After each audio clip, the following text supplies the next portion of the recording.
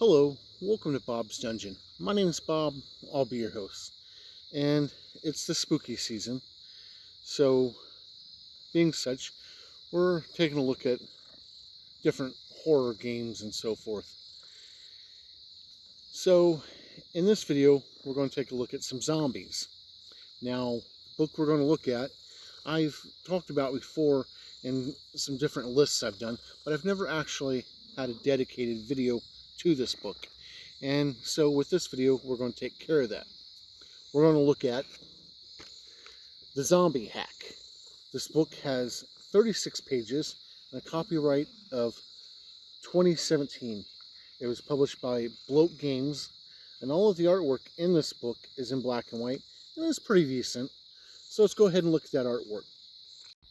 All of the artwork in this book is in black and white. And it's pretty decent artwork as well. It goes a long way to setting a proper tone and mood for this game. To play this game, what you're going to need is, of course, a copy of this core rulebook and a full set of dice. A full set of dice containing a 20-sided die, a 12-sided die, preferably two 10-sided dice for rolling both percentiles and tens, an 8-sided die, a 6-sided die, and a 4-sided die. This book is based off the Black Hack, so it uses the Black Hack rules. So if you're familiar with those, you're pretty familiar with this game. But we'll go ahead and look at character creation first. To make a character, the first thing you'll want to do is figure out your attributes. The attributes this game uses is strength, dexterity, constitution, intelligence, wisdom, and charisma. And the way you figure them up is you roll 3 6-sided dice and place them in order as you roll them. Once you get them figured up, you can switch 2 of them around if you wish. And that's your attributes. After that, you'll pick a class. The classes in this game are the Fixer, the Leader, the Scavenger, the Slayer, the Survivalist, and the Tracker. And your class will give you the damage die you roll when you do damage, and it'll also give you your hit points and unique abilities for that class. After that, you'll figure up your equipment and your armor. And the way you do this is there's a chart for equipment and a chart for armor. You roll twice on the equipment chart and once on the armor chart. Now, if your class can't use the armor that you roll up, then you can still use the armor. You'll just use it at disadvantage. But we'll talk about more about armor in a bit.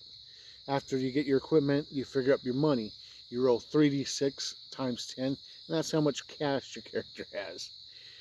And that's it for character creation, other than figuring up your name or what have you. Now, the Black Hack, which this is based off of, is very simple rules. And for different things, it has a usage die for stuff that has consumables, so you don't have to keep track of numbers. So let's say you have some torches, and the usage die in the torches is a d6. And so every time you use your torches, you roll a d6. Now, if you roll a 1, 2, or 3, then your usage die decreases. So that d6 becomes a d4. And on a 1 or a 2 on a d4, then you've depleted your resource there. And you'll roll that every time you use something that has a usage die. So that's kind of unique for the hack games. Now, when you go to attack something, when you go to do something in the game, you'll make a check. And the checks are, you roll a 20-sided die, and you have to roll under whatever attribute your check is tied to. So if you're trying to remember something, maybe it'd be an intelligence check. So you'll roll a 20-sided die and roll under your intelligence in order to succeed. If you are attacking something, if you're using melee weapons, then you'll make a strength check. If you're using a ranged weapon, you use make a dexterity check. And you roll a 20-sided die and roll under one of those attributes in order to succeed. If you roll a 1, it's a critical hit, double damage. If you roll a 20, you've really messed up.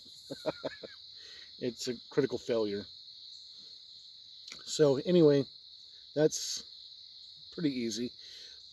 When zombies or others go to attack you, then it's the same thing. If it's a hand-to-hand engagement, you make a strength check. If it's a range check, you make a dexterity check. And if you succeed, they miss you. If you fail, they hit you. So that's a neat way to do it. Now, your armor, you don't have an armor class in this game, but armor gives you extra points, and it absorbs damage when you get hit. Once it absorbs its max amount of damage, the armor is depleted and is therefore useless after that. So, watch for that. And this game, it doesn't have a lot to it other than the rules that you need to play. Story-wise, about all there is the text for the character classes and the different types of zombies there are. And there are several different types of zombies in this game. There are the living dead, the groaners, the walkers, the runners, the ragers, the fleshless talking zombies, and the screamers. So you got a range of zombies that you could throw at the players. And there's a blank character sheet in here you could photocopy and use. You can also download one from DriveThruRPG.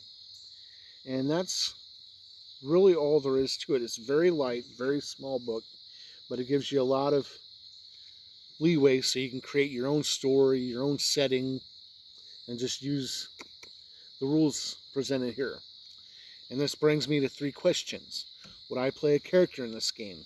And yes, I would, because I like horror games and I like zombies, so yeah, I'd probably play in this game. Would I run this game? Absolutely. It's a quick, easy game to play and run, so yeah, I'd run it. Would I recommend this game? And yes, I would recommend it. If you want a very simple game that you could make up characters very quickly and get them going and just use whatever comes to mind for your story and your setting, this would be a great game to look into. And that's pretty much all I got to say for the Zombie Hack right now. Thank you for joining me at a look at this book, and hopefully you'll join me next time where we'll talk about something else. Bye.